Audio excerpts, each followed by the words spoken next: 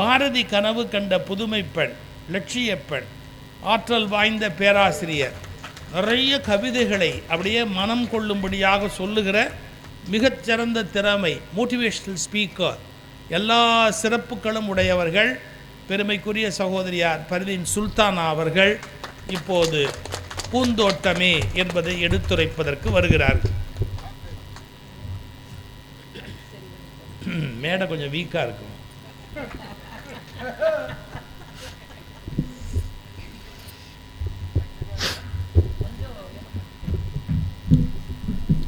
மோகன சுந்தர உயரத்துக்கு அட்ஜஸ்ட் பண்ணாங்கப்பா, அதை உன் அவசரத்துக்கு மாற்றிக்க.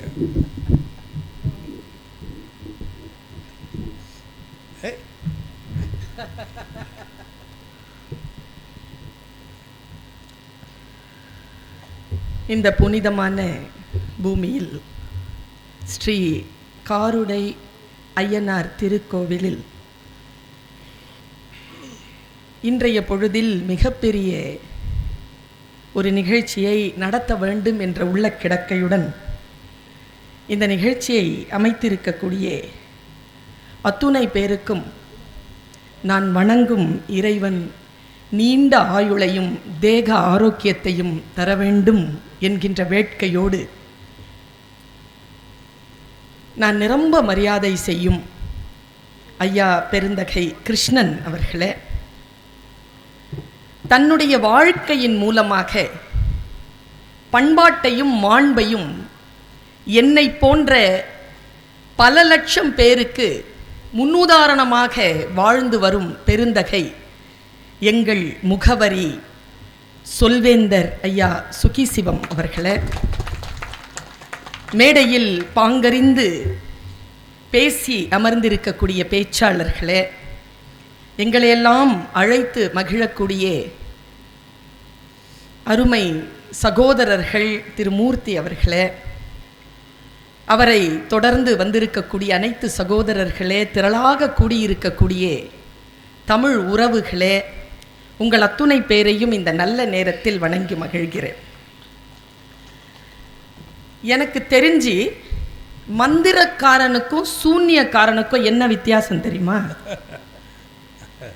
இந்த உலகத்தில் தாய்மார்கள், அதிகம் படிக்காத தாய்மார்கள் தன்னுடைய குழந்தைக்கு யாரேனும் சூன்யம் வைத்து விட்டால் மந்திரக்காரனிடம் அழைத்து போவார்கள். அவர்களிடத்தில் மந்திரிச்சு ஒரு கயிறை கட்டுங்க என்று நம்பிக்கையை பெற்று வருவார்கள். சூனியக்காரர்கள் யார் என்றால், முன்னால் இருக்கின்றவர்களுடைய நம்பிக்கையை இழக்கச் செய்கின்றவர்கள்தான் சூனியக்காரர்களே தவிர நம்பிக்கையை தந்த மந்திரக்காரர்களாக அவர்களால் மாறவே முடியாது. நம்முடைய அருமை சகோதரர் நகைச்சுவை நயாகரா ரொம்ப அழகாக பேசியிருக்கிறார். எனக்கு தெரிஞ்சு அவர் பேசிக்கிட்டே இருக்கும்போது எனக்கு ஒரு காட்சி ஞாபகம் வந்தது. மலை மேலே ராத்திரி 9 மணிக்கு ஒரு பஸ்ஸு போயிட்டுருக்கு.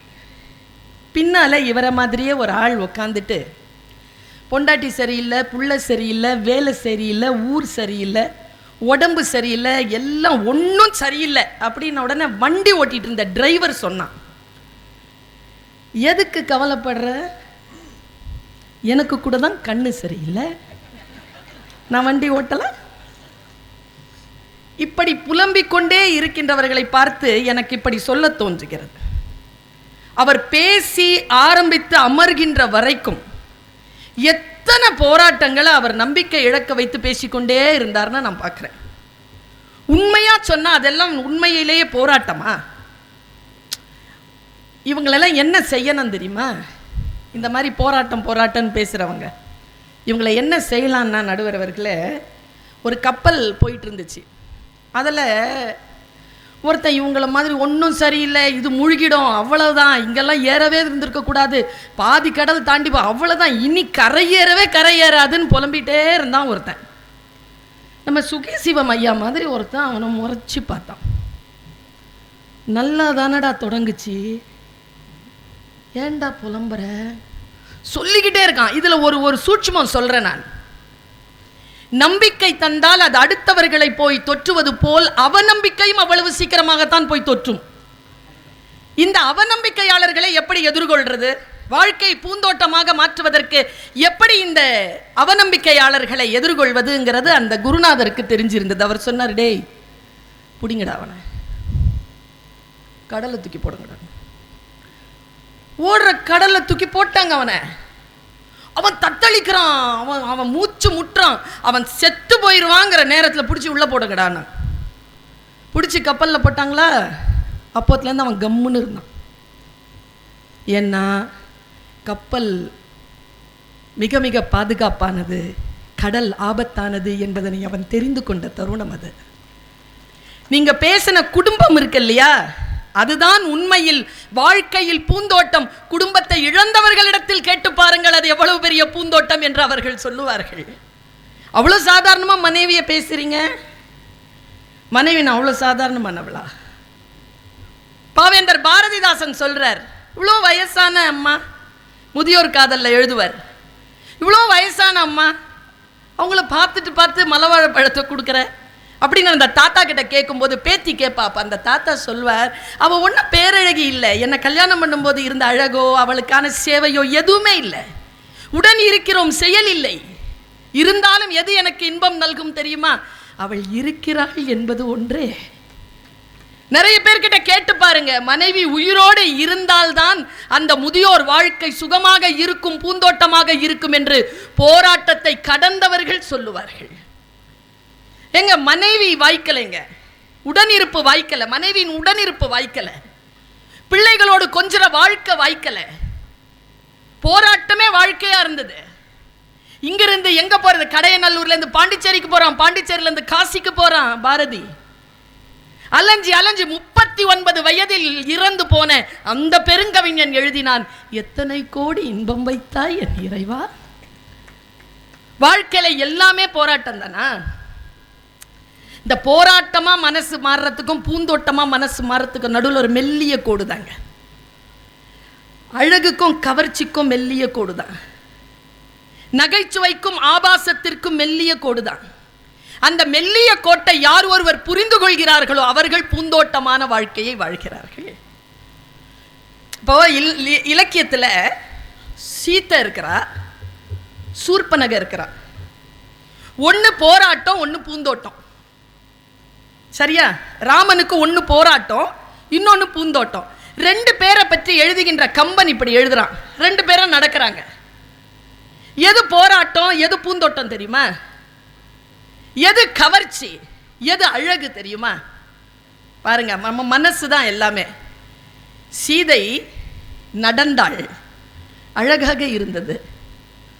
சூர்பனகை அழகாக நடந்தாள். இந்த மெல்லிய வித்தியாசம் தான் போராட்டத்திற்கும் பூந்தோட்டத்திற்கும். இயல்பாக இருந்து பாருங்கள், வாழ்க்கை அவ்வளவு ஆசீர்வாதமானது. ஒரு நம்முடைய நரகத்தை நாம் தான் முடிவு செய்கிறோம், நம்முடைய சொர்க்கத்தை நாம் தான் முடிவு செய்கிறோம். எதை நம் வாழ்க்கையாக நாம் தேர்ந்தெடுக்கிறோமோ அதுதான் நம் வாழ்க்கையாக மாறுகிறது. தேர்ந்தெடுக்கக்கூடியவர்கள் நாம் தான். ரூமி சொல்கிறான், நீ எதை தேடுகிறாயோ அது உன்னை தேடுகிறது. நீ போராட்டத்தை தேடினால் வாழ்க்கை முழுக்க போராட்டம் தான். இல்லை, என் தோட்டம் பூக்களால் நிறைந்தது என்று நீ தேடினால் அது பூந்தோட்டமாக மாறும். நம்மில் எத்தனை பேர் நம்பிக்கை இழந்திருக்கிறோம்? நானும் எப்பவுமே என்னுடைய தன்னம்பிக்கை ஸ்பீச்சில் சொல்றேன், உன்னால் முடியாது என்று சொல்வதனை எவனோ ஒருவன் செய்து கொண்டுதான் இருக்கிறான். எழுந்து நிற்கத்தான் நமக்கு திராணி இல்லாமல் இருக்கிறது. இப்படி மனதை உடைத்து பேசுகின்றவர்கள் பேச்சை இனிமேலும் கேட்காதீர்கள். இந்த உலகத்திலேயே ஒரே ஒரு மனிதன் தான் உங்களை காப்பாற்ற முடியும், அது நீங்கள் தான். எழுந்து நிற்க வேண்டிய ஆற்றல் வரணும்ல, அந்த ஆற்றலை, அந்த பூந்தோட்டத்தை உள்ளே எப்படி மலர்த்தி வைத்திருப்பது? மனநிலைதான். என் வாழ்க்கை போராட்டமானது, என் வாழ்க்கை பூந்தோட்டமானது என்று நான் தான் முடிவு செய்ய வேண்டும். இதோ எங்கள் அணியில் சொன்னார்களே, பிரசவ வலி இருக்கு இல்லையா, இந்த ஆண்களால் அதை அவ்வளவாக பேசிட முடியுமே தவிர அனுபவிக்கவே முடியாது. இந்த உலகத்திலேயே அதிகமான வலி எதுக்குன்னு சொன்னா ஹார்ட் அட்டாக்னு சொல்லுவாங்க. அதனால ஹார்ட் அட்டாக் வந்து இறந்து போறவங்களுடைய முகத்தில் ஒரு மெல்லிய புன்னகை இருக்கும்னு சொல்லுவாங்க. ஏன்னா அந்த வலி விடுற நேரம் உயிர் போகும். அந்த இன்பத்தை அனுபவித்து தான் அவங்க உயிர் போகுமா, அவ்வளவு வலியாது. அதை விட 60 மடங்கு அதிகமான வலி பிரசவ வலி. அந்த பிரசவத்தை ஒரு பெண் அந்த போராட்டத்தை சகிக்கிறாள் என்றால் எதற்காக என்றால் என்று அழக்கூடிய அந்த குழந்தையின் ஒற்றை அந்த அழுகுரல் இருக்கு இல்லையா, அந்த கேட்கின்ற பொழுது அந்த அழுகுரல் என்கின்ற பூந்தோட்டத்திற்காகத்தான் அவள் அவ்வளவு படாத பாடுபடுகிறாள். இது தாய்மையின் உச்சம். நான் இப்படி யோசிச்சு பார்க்குறேங்க, இந்த மனநிலையை எப்படி நாம சரி பண்றது? இப்போ இத்தனை பேர் காத்திருக்கிறீர்கள், ஏதோ ஒரு டேக்அவே மெசேஜ், வீட்டிற்கு கொண்டு செல்லக்கூடிய ஏதோ ஒரு பொட்டலம், கையில் எடுத்து செல்லக்கூடிய ஏதோ ஒரு பொட்டலத்தை குருநாதர் தருவார். அவருக்கு பின்னால் வரக்கூடிய நாங்கள் இதோ நான் இப்படி சொல்கிறேன். புத்தி இருக்கு இல்லையா, அதை சரி பண்ணி வச்சுக்கணும். ஒரு பிச்சைக்காரன் ஒருத்தர் இருந்தான். அந்த பிச்சைக்காரனை நானும் மோன சுந்தரமும் பார்த்திருக்கிறோம். அந்த பிச்சைக்காரன் என்ன பண்ணுவான், உட்காந்துட்டே இருப்பான். அந்த ஒரு பணக்காரன் என்ன பண்ணா, ரொம்ப பெரிய ராஜா, அந்த வழியாக அப்படி போகும்போது அந்த பிச்சைக்காரனை பார்த்து ஒரு காசை எடுத்து இப்படி வீசினான். இந்த பிச்சைக்காரன் காசை அப்படி கேட்ச் பண்ண பாருங்க, தவறிடுச்சு. அவன் உட்காந்துருந்த பிளாட்ஃபாரத்துக்கு கீழே ஒரு சாக்கடை, அதில் அது விழுந்துருச்சு. உடனே அந்த பிச்சைக்காரன் உடனே கை போட்டான் அந்த சாக்கடையில். இந்த போன ராஜா சொன்னார், சாரி நான் தப்பாக போட்டுட்டேன். இறங்கி ஒரு வெள்ளிக்காசு கையில் கொடுத்தான், சாரி சொல்லி. அவன் கையில் வாங்கிக்கிட்டு மறுபடியும் செப்பு காசுக்கு கையை போட்டான் சாக்கடையில். அந்த ராஜா சொன்னான், இல்லை சாக்கடையில் கை போடாத, நான் உனக்கு தங்க காசு தரேன். தங்க காசு கொடுத்தான். மறுபடியும் பிச்சைக்காரன் அதில் தான் கை போட்டான். இந்த போராட்டம்னு வாழ்க்கையை நினைக்கிறவங்க இருக்குல்ல, எவ்வளவுதான் உங்களை கொண்டு போய் உட்கார வச்சாலும் அந்த சாக்கடையில் கை போகும். அந்த ராஜா என்ன பண்ணா, போடா நீயா நானா நீ பார்த்துடலாடா, ஒரு தங்க முடிப்பை எடுத்து கொடுத்தான். தங்க முடிப்பை வாங்கிக்கிட்டு மறுபடியும் கை அங்கே தான் போகும். ராஜாவுக்கு வந்துச்சு கோபத்தின் உச்சத்தில். அவன் ஒரு மனசு மாறி சொன்னான், டேய் உனக்கு என்னடா வேணும், உனக்கு என்ன கொடுத்தாடா நீ அந்த சாக்கடையில் கை போட மாட்டேன்? சரிடா, இந்த பகுதி எல்லாம் என்னோட தான்டா, இந்த பகுதியில் பாதி உனக்கு எழுதி வைக்கிறேன், இன்னிலேருந்து நீயும் ஜமீன்தார், பாதி எழுதி வைக்கிறேன்டானா. பிச்சைக்காரன் கேட்டான், அந்த பாதி எழுதி வைப்பிலேயே வைப்பல்ல, அதில் இந்த சாக்கடை வருமான்னு. இந்த புத்தி இருக்கிறவங்களை என்ன பண்ணுவீங்க நீங்க? எவ்வளவுதான் நீங்கள் அவர்களுக்கு நீங்க நார்மலா எந்த அளவுக்கு நீங்க அவங்களுக்கு வசதி செய்து கொடுத்தாலும் அவர்கள் இல்லை இல்லை என்றுதான் போவார்கள். அப்படி போகாமல் இருக்கின்ற அந்த வளர்த்தக்கால் வாழ்க்கை துணை நாம் பாருங்க. வள்ளுவன் கொஞ்சம் எது தெரியுமா, நல்ல மேனேஜ்மெண்ட், கொஞ்சம் ரிசோர்ஸ்ல நிறைய ப்ரொடக்ஷன் யார் கொடுக்குறாங்களோ அவங்க தான் சிறந்த மேனேஜ்மெண்ட் பண்றவங்க. கொஞ்சமா இருக்கிறதுல அதிகமான விளைச்சலை தரக்கூடியவர்கள் தான். விதை கையளவு தான், விளைச்சல் ஏக்கர் அளவுக்கு வருதா இல்லையா? அதான வாழ்க்கை. கொஞ்சமா போட்டு அதிகமா அறுவடை செய்யக்கூடிய அந்த ஆற்றல் நம்மில் எத்தனை பேருக்கு வருகிறது? சின்னதா இருக்கும்போது நம்ம சந்தோஷப்படுறோமா? இல்லை, நான் எனக்கு தெரியல, இந்த நடுத்தெரு நாராயணன் ஒருத்தருங்க சூப்பராக சமைப்பார். ரொம்ப அவர்கிட்ட நான் ஒரு நாள் நேரில் பேசுகிறேன். சார் சூப்பராக சமைக்கிறீங்க சார், கல்யாண சாப்பாடு நீங்கள் சாப்பிடுவீங்களா சார்? இந்த சாப்பாடை நீங்கள் கல்யாணத்துக்கு அப்போ நீங்கள் அந்த சாப்பாடை சாப்பிடுவீங்க?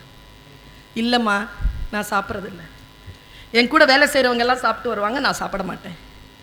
ஏன் சார்? அது என்னமோ தெரியல, இந்த தடபுடலான இந்த சாப்பாடு எனக்கு பிடிக்கிறதில்ல. என் மனைவி வைக்கிற அந்த ரசஞ்சாதம் நான் உழைச்சி முடித்து வீட்டுக்கு போகும்பொழுது எனக்கு அவள் கிண்ணத்தில் போட்டு தருவா பாருங்க, அதுதான் எனக்கு தேவாமிர்தம் என்று சொன்னார். லட்சம் பேருக்கு சமைக்கக்கூடிய அரசன், சமையல் அரசன், அவன் சொன்ன வாக்குமூலம் இது. சின்ன விஷயத்தில் யார் சந்தோஷப்படுகிறார்கள்? ஒன்றும் இல்லை, ராஜராஜ சோழன் கோவிலை கட்டினான். கோவிலை கட்டுகின்ற பொழுது சிவன் அவனுடைய கனவில் வந்து சொன்னாராம், நீயே கட்டுறங்கிற மமதை உனக்கு வேண்டாம், மற்றவர்களிடமிருந்து ஏதேனும் பெற்றுக்கொள். வீதியெல்லாம் வீரர்களை அனுப்பி கொடையை கலெக்ட் பண்ணுறான். அப்போ வாசலில் ஒரு அம்மா பூ கட்டிகிட்டு இருக்கு. அவகிட்ட இன்னைக்கு வியாபாரம் செல்லலை. பூ கொடுத்தா அது கைங்கரியத்தில் அப்போ தான் சேருமே தவிர கோயில் கட்டுறதுல சேராதில்ல. அதனால் அவள் என்ன பண்ணா, பரம்பரையாக ஒரு கல் வச்சு பூ கட்டிகிட்டு இருப்பாங்களாம். அந்த பூ கட்டுறதை எடுத்து, அந்த கல்லை எடுத்து அந்த கோயில் அமைப்பாளர்கள்கிட்ட கொடுத்து இந்த கல்லை அந்த கோயிலில் ஏதாவது பயன்படுத்துங்கன்ட்டு அந்த கல்லை கொடுத்துட்டான். அது என்னன்னு தெரியல, அந்த கல் தான் அந்த கோபுரத்தினுடைய கலசத்தில் உட்கார கல்லா அதுதான் செட் ஆகிருக்கு. இன்னைக்கும் அந்த கல் இருக்கு கோபுரத்துக்கு உச்சியில் தஞ்சாவூரில். இப்படி சொன்னானாம் சிவன், ராஜராஜ சோழனுடைய கனவிலே இப்படி சொன்னானாம், என்ன சிவனே, என் கோவில் எப்படி இருக்கிறது, நீ சந்தோஷமாக இருக்கிறாயா? சிவன் தந்த பதில், குந்தி தந்த கல் நிழல் சுகம். நம்ம கோடி ரூபாய் கொடுக்கறது இல்லை. ஏன் பைபிள்ல வருது இந்த செய்தி? இயேசு கிறிஸ்து அப்படியே வர்றார், எல்லாரும் காசு கொடுக்குறாங்க. 100 ரூபாய் கொடுத்தான் ஒருத்தன், 100 ரூபாய் கொடுத்த வீட்டுக்கு போகல இயேசு கிறிஸ்து சாப்பாட்டுக்கு. 1 ரூபா கொடுத்தா ஒரு கிழவி, அவ வீட்டில் போய் பழைய அரிசி சாப்பிட்றார், சோறு சாப்பிட்றார். மலை மேலே, இந்த மரத்து மேலே ஏறி நின்ன அந்த ஐஸ்வர்யவான் கீழே வந்த உடனே, அவர் வீட்டிலேருந்து வந்த உடனே மரத்துலேருந்து கீழே இறங்கி கேட்டானா, 100 ரூபா கொடுத்த என் வீட்டுக்கு வரல, 1 ரூபா கொடுத்த அந்த கிழவி வீட்டுக்கு போய் சாப்பிட்டுருக்கிறீங்க, என்ன தத்துவம் சொல்லுங்கள், ஏன் அங்கே போனீங்க? நான் காத்திருக்கிற தடபுடலான விருந்தோடு நீங்க ஏன் அங்கே போனீங்கன்னு கேட்ட உடனே இயேசுநாதர் சொன்னாராம், ஐஸ்வர்யவானே, ஐஸ்வர்யவான்கள் ஒருபோதும் சொர்க்கத்திற்குள் நுழைய முடியாது. சொல்லிட்டு சொன்னார், உன்னிடத்தில் இருந்த பணத்தில் நீ 100 ரூபாய் கொடுத்தாய், அவள் தன்னிடத்தில் இருந்த எல்லாவற்றையும் சேர்த்து 1 ரூபாயாய் கொடுத்தாள். எது பூந்தோட்டம்? மனநிலைதான் பூந்தோட்டம். பொருளினுடைய அளவு கிடையாது. இந்த அளவு இல்லை என்பது நமக்கு எப்பொழுது புரிந்து போகும்? ஒரு செய்தியை சொல்றேன், இன்னைக்கு நம்ம எல்லாருமே புரிஞ்சுக்கணுங்கிறதுனால சொல்றேன். ஒரு 2 பழங்குடி கதைகளை உங்களுக்கு சொல்லிவிட்டு போகிறேன். வாழ்க்கை என்பது பூந்தோட்டம் தான். அது போராட்டமாக இருந்தாலும் கூட மனநிலையில் நீங்கள் எப்பொழுது அதை பூந்தோட்டம் என்று நினைக்கிறீர்களோ, உங்கள் வாசலிலே சொர்க்க அலை வந்து சேரும். அரேபிய தேசத்தில் ஒரு பழங்கதை ஒன்று உண்டு. அவர்கள் நினைக்கக்கூடிய மிகப்பெரிய மெசேஞ்சர் ஒரு நாள் வந்து வானத்தில் அப்படியே போறார். 7வது வானத்தில் ஒருத்தரை சந்திக்கிறார். அவர் மிகப்பெரிய மெசேஞ்சரா வந்தவர். அவர் சொல்றாராம், இந்த பூமியில வாழறவர், மேல வந்தார்ல, அவரை பார்த்து சொல்றாராம், இது அராபிய பழங்குடி மக்கள் பேசுகின்ற, இன்றளவும் பேசுகின்ற கதை. உங்கள் எல்லோருக்கும் நீங்கள் வீட்டிலே எடுத்து செல்வதற்கான ஒரு பார்சலாக இதை நான் தருகிறேன். சொல்றார், நீ போய் மக்கள் கிட்ட சொல்லு, சொர்க்கம் என்பது பொட்டல் காடு. இது அவர் மிரள்றார். சொர்க்கம் எப்படி பொட்டல் காடு? நீர்நிலைகளும் அழகிய பெண்களும் திராட்சை ரசமும் நிறைந்தது தானே, நோயற்ற வாழ்வு, இப்ப இது நிறைந்தது தானே சொர்க்கம். அது எப்படி சொர்க்கம் பொட்டல் காடாகும்? அப்பொழுது சொன்னாராம், இல்லை, அது பொட்டல் காடுதான். அதில் நீர்நிலைகளும் அழகிய அரண்மனைகளும் அழகிகளும் திராட்சை ரசமும் ஓட வேண்டும் என்றால் அதை நீ உன் வாழ்க்கையில் தான் கட்டிக்கொள்ள வேண்டுமே தவிர உனக்காக அது ரெடிமேடா இருக்காது. நரகமும் அப்படித்தான், போய் சொல்லுங்கள் என்று சொன்னார். நம்முடைய சொர்க்கம் என்பதை நாம் தான் கட்டமைக்கிறோமே தவிர ஏற்கனவே இருக்கிற ரெடிமேடா இருக்கிற ஒரு சொர்க்கத்திற்குள் நாம் நுழைவதே கிடையாது. இதோ மோகன சுந்தரம் சொல்லிட்டு போனார்ல, வாழ்க்கை எல்லாம் நரக வாழ்க்கை தான். இதை அனுபவித்தும் கூட யார் ஒருவர் இதை பூந்தோட்டம் என்று கருதி கொள்கிறார்களோ, குழந்தையே இல்லாதவர்கள் கிட்ட கேட்டு பாருங்க, குழந்தைனா என்னன்னு. மனைவியையும் கணவரையும் இழந்தவர்களிடத்தில், இளமையில் இழந்தவர்களிடத்தில் கேட்டு பாருங்கள், குடும்ப வாழ்க்கையின் அமைப்பு எப்படி அவர்கள் மிஸ் பண்றாங்க. இருக்கின்றவர்கள் அதை குறை சொல்லிக் கொண்டே இருக்கிறார்கள்.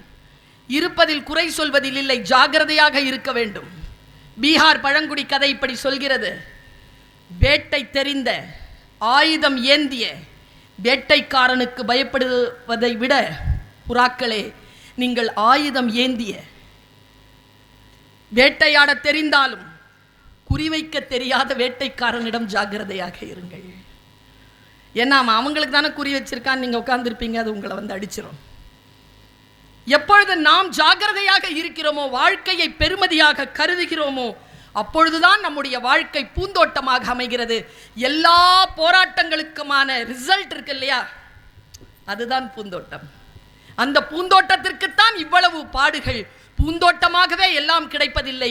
தோட்டம் அமைக்கின்ற பொழுது இருக்கின்ற பாடுகளை தயவு செய்து போராட்டம் என்று சொல்லாதீர்கள். அது பூந்தோட்டத்திற்கு செல்லுவதற்கான வழி, அந்த வழி இதோ அங்கிருந்து இங்கே வருகின்ற பொழுது எப்படி கரடுமுரடாக இருந்ததோ அப்படிதான் இருந்தது. மழை பெய்தாலும் அகலாமல் உட்கார்ந்து கேட்கக்கூடிய இந்த பூந்தோட்டத்தை சந்திப்பதற்காக இப்படி எவ்வளவு முட்பாதைகளை வேண்டுமானாலும் கடக்க தயாராக இருக்கிறோம் என்று சொல்லுவதுதான் வாழ்க்கையின் ரகசியம் என்று சொல்லி வாய்ப்பளித்தமைக்கு நன்றி பாராட்டி இடம் சாருகிறேன். வணக்கம். ரொம்ப நுட்பமான பல பகுதிகளை, அதாவது நிகழ்ச்சிகள், அதை கொண்டு முடிவு செய்ய வேண்டிய தத்துவங்கள், இப்படி சொல்லட்டுமா? கூட்டாதீங்க, வாலி குறைச்சி வைங்க. சம்பவங்கள் முக்கியமல்ல, சம்பவங்கள் பற்றிய நம்முடைய பார்வை, அனுபவம், அதுதான் முக்கியம் அப்படிங்கிற கருத்தை ரொம்ப அழகாக தொகுத்து சொன்னாங்க.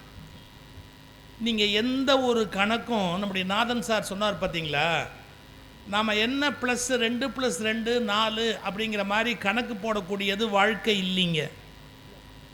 கரெக்டாக அது என்ன நடக்கணும் அப்படிங்கிறதெல்லாம் தாண்டி அதிசயமான முடிவுகள் நடந்திருக்கிற அற்புதம்தான் வாழ்க்கை. ஒரு சின்ன உதாரணம் சொல்கிறேன் பாருங்க. ஒரு மான் நல்ல தாகம், ரொம்ப தாகத்தில் தண்ணி குடிக்கலாம் அப்படின்னு அது நீர்நிலைக்கு போச்சு. அதுக்கு எவ்வளவு தாகம் இருக்கும்? காட்டில் ரொம்ப நேரமாக வெயிலில் அலைஞ்ச ஒரு மான் அது தண்ணி குடிக்கலான்னு தண்ணிக்கு போகும்போது தண்ணிக்குள்ளேருந்து ஒரு பெரிய திமிங்கலம், ஒரு முதல்ல கோரமான பல்லோட அப்படி பார்க்குது. பயந்துருச்சு. ஆஹா, ஒரு வினாடி இருந்தால் உள்ளே போயிருக்கோம்.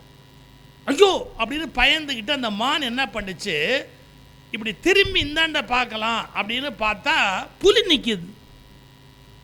இனி சாவு சர்வ நிச்சயம். இந்த பக்கம் தண்ணி குடிக்கலாம்னு போனால் திமிங்கலம் முதல்ல நிற்கிது. முதலைக்கும் திமிங்கலத்துக்கு வித்தியாசம் இருக்குதுங்க. அதனால தான் திருப்பி சொல்கிறேன். கோரப்பல்லோடு இருக்கிறது திமிங்கலம். என்ன பண்ணுறது அப்படிங்கிற திருப்பி மாற்றி சொல்கிறேன். எனக்கு 11 மணி ஆனால் தூக்கம் வந்துடுங்க.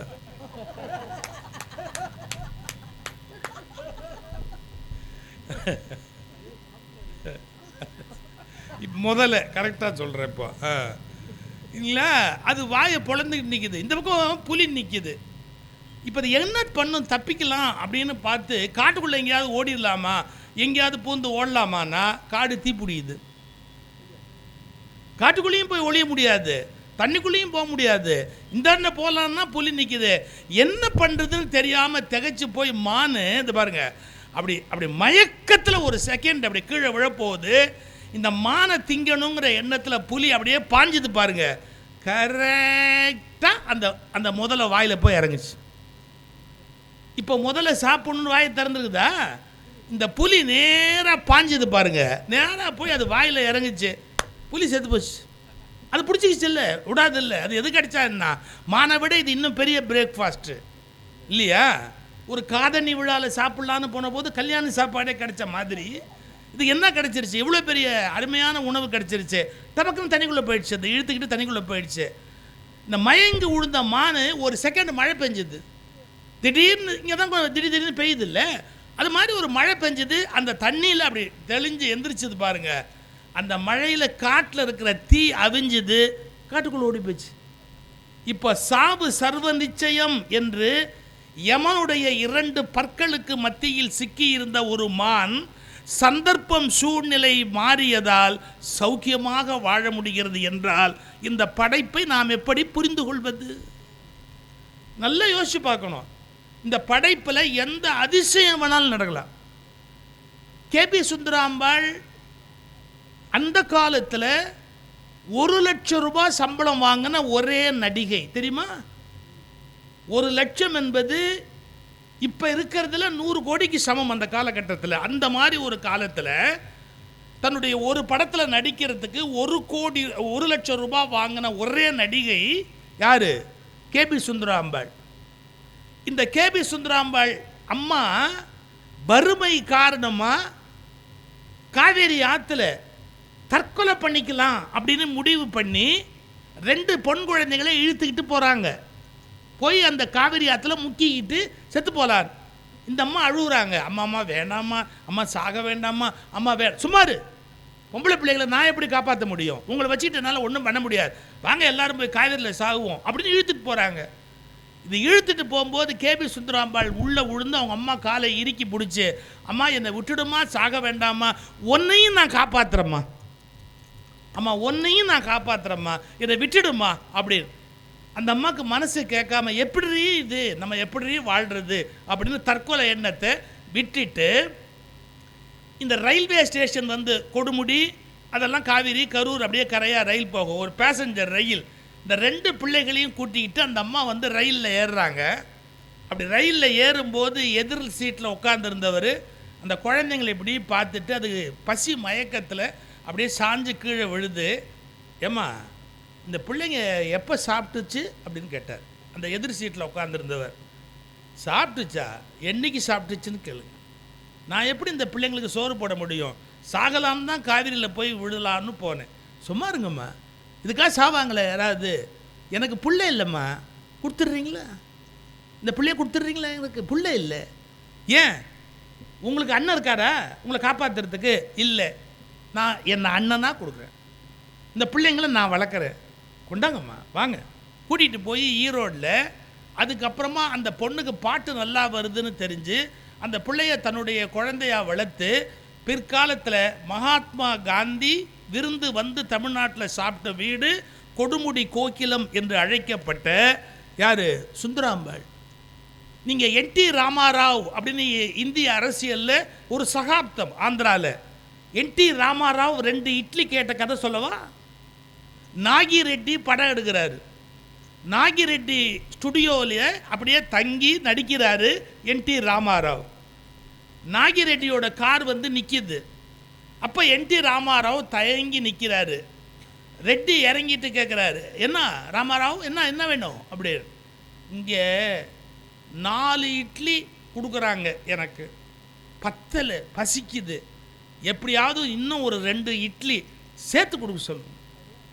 நாகிரெட்டி இப்படி பார்த்தாரு, இந்த மேனேஜரை கூப்பிடு அப்படின்னு. ஏப்பா நம்ம படத்தில் கதாநாயகனாக நடிக்கிறாரு, நல்ல ஆள் வாட்ட சாட்டமாக இருக்க வேணாமா, கறி கொடுப்பா, அவருக்கு நல்ல சாப்பாடு போடுப்பா, அப்போ தானே ஆள் பர்சனாலிட்டியாக இருப்பார், ஏன்னா இட்லி 2 இட்லி கேட்க முடியாது வச்சுருக்கிறீங்க சொல்லிவிட்டு ராமாராவ்கிட்ட சொன்னார், கவலைப்படாத இனிமேல் வயிறார சாப்பாடு போட சொல்கிறேன், வருத்தப்படாது அப்படின்னு. நாகிரெட்டி காரில் ஏறி உள்ளே போயிட்டார். நல்ல கவனிங்க, 2 இட்லி எக்ஸ்ட்ராவாக கொடுக்க சொல்லுங்கன்னு கேட்ட என்டி ராமாராவ் ஆந்திராவில் இருக்கிற அத்தனை பிள்ளைங்களுக்கு சாப்பாடு போடுகிற முதலமைச்சராக ஒரு காலத்தில் உட்கார்ந்தார்.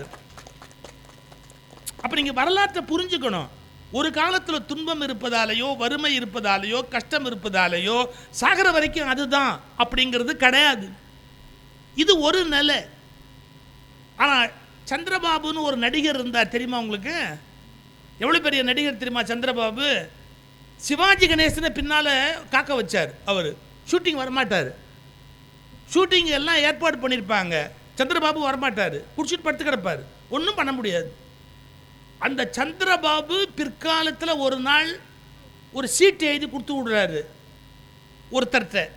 சீட்டு எழுதி என்ன கொடுத்தாரு, டேய் நீ இந்த ஃபில்டர் வில்ஸ் சிகரெட்டு குடிப்பல்ல, ஆமாம் எனக்கு 2 சிகரெட் வாங்கி கொடுத்து விடு, 2 சிகரெட் வாங்கி கொடுத்து விடு, அதோடு இந்த சீட்டு கொண்டாடுற பையன்ட்ட காலையில் சாப்பிட்றதுக்கு ஒரு 5 ரூபா பணம் கொடுத்து விடு. யாருக்கு லெட்டர் எழுதி கொடுத்தா தெரியுங்களா? வாலி, கவிஞர் வாலி இருந்தார்ல, வாலிக்கு அந்த கடிதத்தை கொடுத்தாரு. கொஞ்சம் யோசிச்சு பாருங்க, ஒரு மிகப்பெரிய நடிகனாக இருந்த சந்திரபாபு ஒரு 2 சிகரெட்டு ஒரு இட்லி எனக்கு வாங்கி கொடுன்னு சொல்லி சீட்டு கொடுக்குற நிலைமை ஒரு பக்கம் வருது. 2 இட்லிக்கு கஷ்டப்பட்ட ஒருத்தர் பெரிய நடிகராகி ஒரு நாட்டையே ஆளக்கூடிய சக்தி உடைய மனிதராக மாறுவது இந்த உலகத்தில் வருது. அப்போ நீங்கள் ஒன்று புரிஞ்சுக்கணும், இதுதான் முடிவுன்னு எதிலையுமே தீர்ப்பு சொல்லாதீங்க. எதுவும் எப்போதும் மாறக்கூடியது அப்படிங்கிறத தெளிவாக புரிஞ்சுக்கங்க. ஒரு கஷ்டம் இருக்கா, மாறும். ஒரு சிரமம் இருக்கா, மாறும். என்ன வேணாலும் இந்த உலகத்தில் கதை மாறும். அதே மாதிரி பணமும் பதவியும் நமக்கு வரும்போது ரொம்பவும் நாம் ஆடக்கூடாது. என்றைக்காவது நமக்கு இது இல்லாமல் கூட போகிறதுக்கு வாய்ப்பு உண்டு. கண்ணியமாக நடந்துக்கணும், சரியாக நடந்துக்கணும் அப்படிங்கிற ஒரு பணிவும் நமக்கு இருக்கணும். இது வாழ்க்கையை புரிஞ்சுக்கிறதுக்கு நமக்கு மிக மிக தேவையான ஒன்று. இப்போ இவங்க போய் சொன்னாங்க நான் சொல்ல முடியுமா? இவங்க போய் சொன்னாங்க நான் சொல்ல முடியுமா? சொல்ல முடியாது. வாழ்க்கையில் போராட்டம் இல்லாமையா இருக்கும்? இப்போ நாங்கள் இந்த ஊருக்கு வர்றோம்னா அவ்வளோ எளிமையா? ஒரு காரில் ஒரு 400 கிலோமீட்டர் நாங்கள் காரில் பயணம் பண்ணி வந்தோம். 400 கிலோமீட்டர் பயணம் பண்ணுறதுங்கிறது இன்றைக்கி சௌரியம்தான் ரோட்டில், ஆனாலும் சிரமம் தானே. எந்த கஷ்டமும் இல்லாமல் மற்றதெல்லாம் அந்த ஈஸியாக கிடைக்குமா? இங்கே இருக்கிற உங்ககிட்டலாம் சொல்கிறேன், பிள்ளைங்களை வளர்க்கும் போது கொஞ்சம் கஷ்டம் கொடுத்து வளங்க, கஷ்டம் கொடுத்து வளங்க. அது கஷ்டப்படாமல் இருக்கணும்னு நினைக்காதீங்க. இன்றைக்கி சொல்கிறேன் பாருங்கள், கஷ்டப்படுற பிள்ளைங்க தான் பிற்காலத்தில் சிறந்த பிள்ளைகளாக வளர முடியுமே ஒழிய கஷ்டமே படாமல் வளர்கிற பிள்ளைங்க ஊதாரியாக போயிடும், உருப்பிடாமல் போயிடும். அதனால் பிள்ளைங்களை அதை காப்பி குடித்த டம்ளரை கழுவு சொல்லுங்கள். அதுங்க துணியை, அவன் ஜீன்ஸுன்னு ஒரு பேண்ட் வச்சுருக்கான் பார்த்தீங்களா, அதுவும் ஒரு பிச்சைக்கார பேண்ட்டு. அதாவது இங்கே கிழிசல், இங்கே கிழிசல், இங்கே. இதை எதுக்கு அம்மா துவைக்கணும் நான் கேட்குறேன். ஒரு வீட்டில் தாயார் எதுக்கு இதை துவைக்கணும்? போடுற கிழிசலை நீயே துவைடா, அந்த பிள்ளைக்கு சொல்ல வேணாமா? பிள்ளைங்களை வேலை வாங்குங்க. கஷ்டப்படுறவங்க தான் பிற்காலத்தில் வாழ்க்கையில் நல்ல இடத்துக்கு வர முடியும். ஐயா, நாங்கள் இன்றைக்கி பெரிய பேச்சாளர் தான், ஃப்ளைனில் பறக்கிறோம், அருமையான கார் வச்சுருக்கிறோம், சௌரியமான நண்பர்கள், சௌரியமான வாழ்க்கை, எல்லாமே நல்லா தான் இருக்குது, எந்த குறையும் இல்லை. ஆனால் 20 வருஷத்துக்கு முன்னாடி சுண்ணாம்பு லாரியில் நான் போயிருக்கேன் தெரியுமா? ஒரு இடத்துல பேசிட்டு அடுத்த ஊருக்கு போனோம். அந்த ஊருக்கும் பஸ்ஸு கிடையாது. மறுநாள் காலையில் ஒரு ஊரில் பேசணும். நிற்போம், ஒரு புளிய மரத்தடில், பிசாசு தான் புளிய மரத்தடில் நிற்கும்பாங்க. நாங்கள் நிற்போம், லாரி வரும், கையை காட்டி ஏறுவோம். இந்த லாரியில் என்ன கஷ்டம் தெரியுங்களா? அந்த லாரி டிரைவர் ஃபுல் லோடில் இருப்பான். ஃபுல் லோடில் இருக்கிறவன் எப்போ வேணாலும் தூங்கி வழிஞ்சிடுவான். அதனால என்ன பண்ணணும்? அவர் கூட பேசிக்கிட்டே வரணும். பேசுகிறதுல என்ன கஷ்டம்? குப்பு குப்பு குப்புன்னு வாயிலேருந்து அந்த நாற்றை அடிச்சுக்கிட்டே இருக்கும். நான் இறங்குற இடம் வரைக்கும் அந்த ஆளோட பேசிக்கிட்டே வரணும். இங்கே ஏற்கனவே 2 மணி நேரம் மீட்டிங்கில் பேசி தொண்டை புண்ணாக போயிருக்கோம். இந்த லாரிக்காரர் நல்லா ஓட்டினா நான் பாட்டுக்கு நிம்மதியாக உட்காந்துருப்பேன். இந்த ஆளை தூங்க விட்டா நம்மளை நிச்சயமாக தூங்க விட்ருவான் நிஜமாவேன்னு பேசிக்கிட்டே, புள்ள எத்தனை, பொண்டாட்டி எத்தனை, எப்படி இருக்கிற, எந்த ஊரில் இருக்கிற, ஏதாவது பேசுவோம். அவரே எரிச்சலில் கேட்பார், ஏன் தொணன்னு பேசுகிறேன்? உயிரோடு இருக்கணுங்கிற ஆசையில் தான்ப்பா, வேறு ஒன்றும் இல்லை. யார் நீ உட்பட உயிரோடு இருக்கிறதுக்காக தான் நான் பேசிக்கிட்டே வர்றேன் அப்படின்னு. அந்த அவ்வளவு கஷ்டப்பட்டு அடுத்த ஊரில் போய் மறுநாள் காலையில் ஒரு கும்பாபிஷேகத்தில் பேசுவோம். நீங்கள் கொஞ்சம் யோசிச்சு பாருங்கள், வாழ்க்கையில் யாருக்குமே சுகமான வாழ்க்கை உடனே கிடைக்காது. புரட்சித் தலைவர் எம்ஜிஆருடைய வாழ்க்கையை படித்து பார்த்தவங்களுக்கு தெரியும். ஆரம்பத்தில் புட்டு வாங்கலான்னு போகிறார் சார், புட்டு 4 கொடுக்கறதுக்கு காசு இல்லை தெரியுமா? புட்டுக்காரம்மா சும்மா கொடுக்குது, நீ எடுத்துகிட்டு போப்பா, சாப்பிடுப்பா, பசி இருக்கும்போது குடும்பத்தில் சாப்பிட்ணும், எடுத்துகிட்டு போப்பான். அவர் ஆச்சரியமாக கேட்குறாரு, ஏம்மா என்னை நம்பி கொடுக்குறியம்மா, நான் சினிமாக்காரன், நான் பாட்டுக்கு அப்படியே எனக்கு வாய்ப்பு கிடைக்கலன்னு ஊரை விட்டு ஓடி போயிட்டா இந்த 4 புட்டு 4 வீணாக போயிடுமே. அந்த அம்மா சொன்ன வார்த்தை என்ன தெரியுங்களா? ராமச்சந்திரா, நீ இதை எடுத்துகிட்டு போய் திருப்பி கொண்டாந்து கொடுத்தா வியாபாரத்தில் எழுதிக்குவேன், நீ கொடுக்கலன்னு சொன்னால் தர்மத்தில் எழுதிக்குவேன்ச்சு, புண்ணியத்தில் எழுதிக்குவேன்ச்சு. கடவுளோட கணக்கு ரொம்ப விசித்திரமானது. நீங்கள் நிஜமாகவே ஒருத்தருக்கு கொடுத்த ஒரணா கூட வீணாக போவாது. அதுக்கு ஒரு தனி கணக்கு இருக்குது, அதை நம்ம புரிஞ்சுக்கணும். அதை தான் அவர் சொன்னார், சட்டத்தோட கணக்கு வேறு, அதோட கணக்கு வேறு அப்படின்னார். அது ஒரு பக்கம் அப்படியே இருக்கட்டும். இப்போ நான் 2 செய்தியை சொல்லி இந்த நிகழ்ச்சியை முடிக்கிறேன். நீங்கள் எதை போராட்டம்னு நினைக்கிறீங்களோ அதுவே பூந்தோட்டமாக மாறுறதுக்கு வாய்ப்பு இருக்குது. எதை பூந்தோட்டம் நினைக்கிறீங்களோ அதுவே போராட்டம்னு மாறுறதுக்கு வாய்ப்பு இருக்குது. இது எதனால இது நடக்குது? ஒரே காரணம் சொன்னா, உன்னுடைய மனசு இதை கஷ்டம்னு நினச்சிட்டா கஷ்டம், உன்னோட மனசு இது நல்ல விஷயம் சந்தோஷம்னு நினச்சிட்டா சந்தோஷம். கஷ்டமோ சந்தோஷமோ அதில் இல்லை, நீ என்ன நினைக்கிறேங்கிற உன் மனசுக்குள்ளே இருக்குது. அப்படி நம்புறது கஷ்டம். ஆனால் கொஞ்சம் ஆழமாக யோசிச்சாதான் நீங்கள் ஒரு உண்மையை புரிஞ்சுக்க முடியும். இப்போ நான் ஒரு வார்த்தை சொல்லிட்டு போட்டுமா? உங்கள் உடம்பை உங்கள் அனுமதி இல்லாமல் காயப்படுத்த முடியாது, யாராலும் காயப்படுத்த முடியாது. உங்கள் உடம்பை உங்கள் அனுமதி இல்லாமல் யாராலும் காயப்படுத்த மன்னிக்கிறேன், உங்கள் உடம்பை மணி 11, உங்கள் உடம்பை உங்கள் அனுமதி இல்லாமல் ஒருவர் காயப்படுத்த முடியும். உங்கள் உடம்பை உங்கள் அனுமதி இல்லாமல் காயப்படுத்த முடியும். அடுத்த வார்த்தை சொல்கிறேன், உங்கள் மனதை உங்கள் ஒத்துழைப்பு இல்லாமல் காயப்படுத்த முடியாது. என்ன வித்தியாசம்? என்ன அது? பஸ்ஸில் போகிறோம், ஒருத்தர் பொட்டியை தூக்குறாரு, முட்டியில் தட்டுறாரு. என்னை கேட்டுட்டா முட்டியில் தட்டினாரு? இல்லை. என் உடம்பை அவர் காயப்படுத்தினார் இல்லை, என்னை கேட்காமையே அவர் காயப்படுத்திட்டார்ல, முட்டியில் தட்டினார்ல. இப்போ திடீர்னு இப்படி கூப்பிடுறாருன்னு வச்சுங்க, தடிமாடுன்னு என்னை கூப்பிடுறாரு. நான் திரும்பி பார்த்தா தான் எனக்கு அது என்னோடது. அவர் தடிமாடுன்ற வார்த்தை எனக்கு இல்லை, நான் பேசாமல் நின்னா அந்த வார்த்தை எனக்கா? இல்லை இல்லை. அப்போ என்னை தடிமாடுன்னு சொன்னதை நான் ஒத்துக்கிட்டா தான் யாரா என்ன தடிமாடுன்னு சொன்னதுன்னு திரும்பி பார்ப்பேன். நான் பாட்டுக்கு பேசாமையே இருந்தா அந்த வார்த்தை என்னது இல்லை. இப்போ புரிஞ்சுக்கங்க, உடம்பை உங்கள் அனுமதி இல்லாமல் காயப்படுத்த முடியும். நாங்கள் லா காலேஜில் படிக்கும்போது 13 பசங்க ஒன்றா ஒரு சினிமா பார்க்க போனோம். எங்கள் முன் சீட்டில் ஒரு எல்லாம் வரிசையாக உட்காந்துருப்பாங்க. ஒரு பையன் சும்மா இல்லாமல் அடுத்த பையன்கிட்ட ஒரு போட்டி வச்சான். மாப்பிள்ளை இந்த முன்னாடி இருக்கான் பாரு, அவர் கொஞ்சம் தலை வழுக்கையாக இருக்குது, முன்னாடி இருக்கான் பாரு ஒரு முடிசூடா மன்னன், ஆமாம் அவன் தலையில் குட்டுவே அப்படின்னு. அவன் எவனோ, அவனை எதுக்கு குட்டணும்? இதான் லா காலேஜ் திமிருன்னு பேர். குட்டுவேன்னா அவன் அடுத்த கேள்வி கேட்டான், நீ எவ்வளோ தர்ற? எவன் தலையிலையோ எவனோ குட்டுறதுக்கு எவ்வளோ தரேன்னா, மாப்பிள்ளை நீ இதை குட்டிட்ட 100 ரூபா கொடுக்குறேன் அப்படின்னா. ஒன்றுமே கவலைப்படல சார், எந்திரிச்சான் சார், நொங்குன்னு குட்டினான் சார். அவன் ஆன திரும்ப உடனே, ராமசாமி நீ சினிமாவுக்கு வருவேன்னு எனக்கு தெரியும், நீ தான் சொன்னல அன்றைக்கி வர்றேன்னு. எனக்கு வந்தவன் வாசலில் நின்று என்னை கூட்டின்னு வர வேண்டியது தானே, உன்னை யார் முதல்ல வந்து உட்கார சொன்னான். அவன் சொன்னான், நான் ராமசாமியே இல்லை. ராமசாமி இல்லையா? தலை அப்படியே இருக்குது. ஏன் சார் வழுக்க தலை அப்படியே இல்லாமல் வேறு எப்படி சார் இருக்கும்? ராமசாமி இல்லையா? ஆஹா ராமசாமி நினச்சேன். உட்காந்துட்டான். 100 ரூபாய இவன் கொடுத்துட்டு அடுத்த வார்த்தை சொன்னான். என்ன சொன்னான்? மாப்பிள்ள இது போட்டி ஆகாது, இப்போ மறுபடியும் நீ கூட்டினேன்னு வச்சுக்க, நீ வீர, நீ ஆம்பளை. அவன் சொன்னான், 200 ரூபா கொடுக்குறேன். உடனே 200 ரூபா எடுத்து வச்சுக்கோ அப்படின்ட்டு மறுபடியும் கூட்டினான் சார். கூட்டினோன்னு அவன் திரும்பி என்னட அப்படின்னா பாருங்க, நீ ராமசாமி தானே? ஏன்னா ராமசாமி தான் கூட்டினா திரும்பி பார்ப்பான். எனக்கு தெரியும் நீ ராமசாமி, இன்னும் 10 வருஷம் ஆச்சு நம்ம பார்த்துன்னு ஏமாற்ற முடியுமா? ராமசாமி தான் கூட்டினா திரும்பி பார்ப்பான். என்கிட்ட ஏமாற்ற முடியாது, நீ ராமசாமி தான். எனக்கு தெரியும் நீ ஸ்கூலில் படிக்கும்போதே கூட்டினா திரும்பி பார்ப்பேன். மறந்துட்டியா அதெல்லாம்? நம்ம குட்டி விளையாடுவோமே என்ன. அவன் எந்திரிச்சு வேறு எடுத்து போயிட்டான்.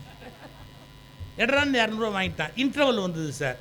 இன்டர்வல் முடிஞ்சிட்டு மறுபடியும் நாங்கள் வந்து உட்காந்தோன்னு சொன்னான் இவன், வச்சி நீ மட்டும் இப்போ அங்கே போய் அவனை குட்டிட்ட 500 தரேன். அப்படியா தரியா சார்? எந்திரிச்சு நேரம் அங்கே போயிட்டான் சார். அவன் பின் சீட்டில் போய் உட்காந்துக்கிட்டான் சார். உட்காந்துட்டு நொங்குன்னு குட்டினான் சார். அவன் திரும்பி ஆன உடனே, ராமசாமி நீ இங்கே உட்காந்துருக்கியா? அங்கே ஒரு பனாத பையில ராமசாமின்னு நினச்சி நான் குட்டி, அவன் என்னை திட்டி எருமை மாடு வந்து நேராக நம்ம வாசல்லையே பார்த்து உள்ளே வர வேண்டியது தானே. நீ இங்கே வந்து உட்காந்துருக்கிற, நீ ஒன்று மாதிரியே இருந்தான் அந்த மடையன். அவன் நீ நினச்சி குட்டிட்டு நான் பட்ட பாடு. அவன் தேட்டரை விட்டு என் சொல்லிவிட்டேன். நான் வேடிக்கைக்கு சொல்லலை, யோசிக்கணும். ஒருத்தன் தலையில் குட்டுறதுக்கு அவன் உடம்பை காயப்படுத்துறீங்க.